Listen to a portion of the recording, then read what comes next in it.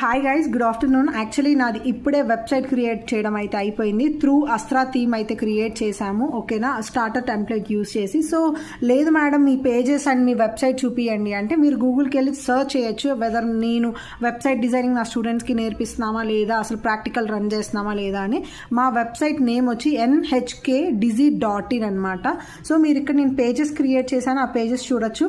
Photography వాళ్ళకి చేశాను అనమాట ఇవాళ. ఒకవేళ ఆ క్లయింట్ వస్తే ఎలా వర్క్ చేయాలి అనేది మా స్టూడెంట్స్కి లైవ్లోనే నేను ప్రాజెక్ట్ అనేది ఎక్స్ప్లెయిన్ చేశాను. ఓకే, ఇలా ఎడిట్ చేయాలని. సో మీరు ఇక్కడ అబౌట్ చూడండి, అండ్ సర్వీసెస్ పేజెస్ కూడా మేము ఏమేమి సర్వీసెస్ ప్రొవైడ్ చేస్తాము అవన్నీ నీట్గా ఇచ్చేసాము.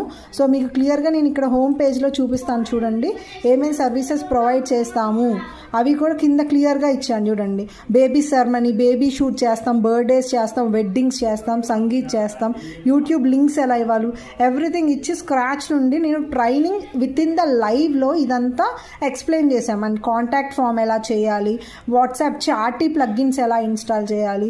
సో కంటెంట్ ఉన్న మెంటర్ని మీరు చూస్ చేసుకుంటే డెఫినెట్గా మీకు కూడా వర్క్ వచ్చే ఛాన్సెస్ ఎక్కువ ఉంటుంది. So choose your mentor wisely.